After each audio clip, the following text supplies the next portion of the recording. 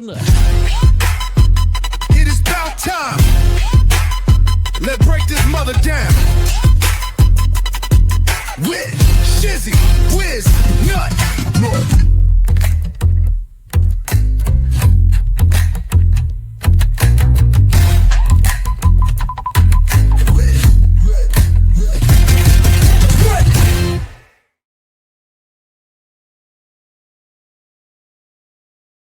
An open letter to the midnight motion and miracle COVID extension.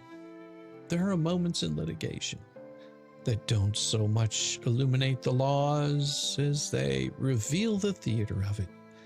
Well, in today's filing, it was one such moment. It was a playbill of desperation with late-night timestamp and a well-worn excuse slipped on the docket just before the curtain fell. At precisely 11:17 p.m. on August the 18th, with the response deadline dangling by a thread, Michael, Ferderigos' attorney, a husband and perennial player of the drama known as ANTI-WTH, discovered the cure for procrastination, a motion for extension. But not just any motion. No, this was a motion without the lotion. This was an unopposed motion for 5 additional days, served up with the solemn declaration that the great Deus ex machina of missed deadlines everywhere had struck him down yet again. Let us consider the timeline. On July 28th, both defendants, Michael and his better half in litigation, Leslie the legally lips Ferderigos Lips and Chips accepted service. Well, that clock began 21 full days. 3 weeks of potential drafting, reviewing, or at least, scribbling something resembling a response, and yet silence. Until that last day, until the last hour, until the last minutes before midnight, when the filing portal was blessed with the holy upload of, "I got 6, can I get 5 more days?" Well, this is not stuff of precedent. This is the stuff of sitcom reruns. One can almost hear the laugh track. "Did you file the response?" "No, dear, but I did catch the curve. That reminds, right?"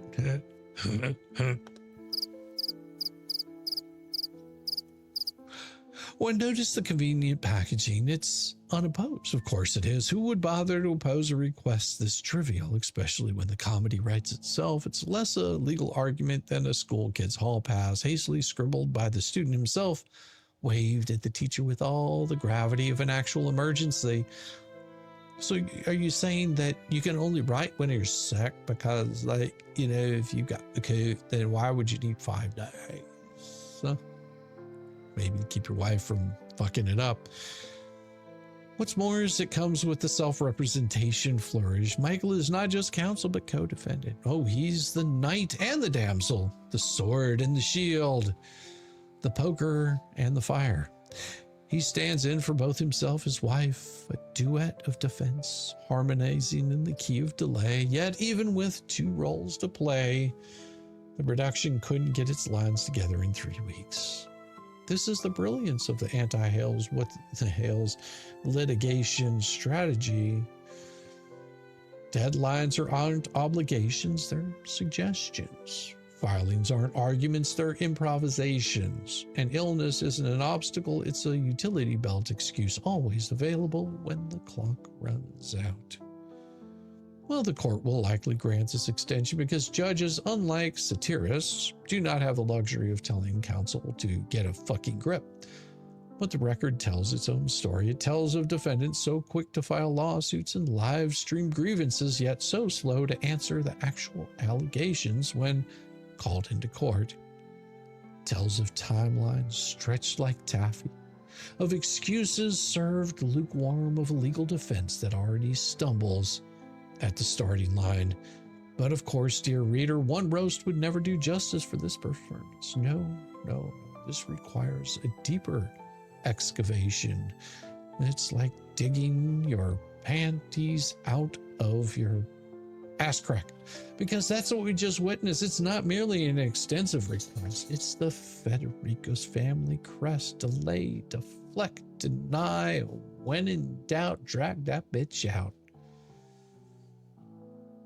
A black man in Texas. Think about it. For months, Leslie legally lips his shredded across live streams with all the confidence of a woman who believes that your tip comment section is admissible evidence. She's claimed she's ready, so ready. She's claimed she's waiting for her day in court. She's claimed she can't wait to face down accusations. And yet, when the day to actually answer the complaint arrives, her legal strategy collapses into midnight file upload that reads like a high schooler begging the teacher, "Just one more weekend, teacher. I'll show you my boobs." The irony is sharper than a dollar store paring knife. Here's the couple that wanted to play the big leagues of defamation law, chest out, teeth bared, claiming they'll expose the frauds, the lies, the conspiracies.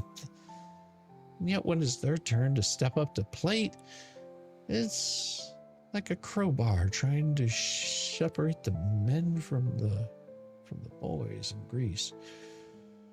And yet, when it's their turn to step up, suddenly it's, "Hang on, coach, I'm sick, I need a time out." The courtroom isn't a place for TikTok monologues and Cash App sympathy tours. It's a place for deadlines, and deadlines, unlike live stream audiences, don't clap when you miss them.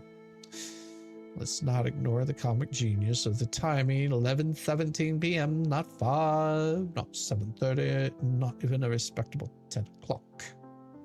11:17. The kind of time you file if you spent the whole day wondering if you can Houdini your way past the deadline, then finally realize, shit, I'm not special. And then slam something into the portal before the glass slipper turns into a pumpkin. Well, Disney would be proud, except in this fairy tale, Cinderella didn't just miss the ball. She claimed the Kufit ate her homework. Do I believe he got the Kufit? Maybe. Do I believe the timing that the cuvette conveniently intersected with the precise moment he needed an excuse? Oh, well, probably. Absolutely. Because if the Ferderigos track record has shown us anything, it's that their calendar isn't managed by Outlook, it's managed by the drama. And drama, unlike law, does not require the accuracy. But here's the best part. No one opposed it. Nobody, because the plaintiffs don't need to.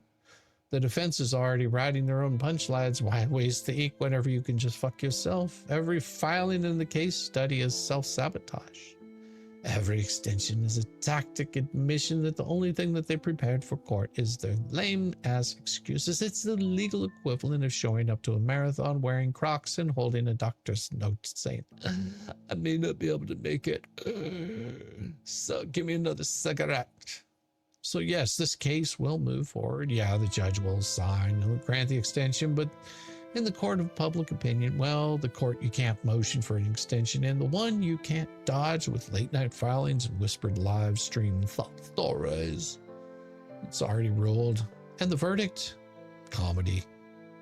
Pure fucking comedy.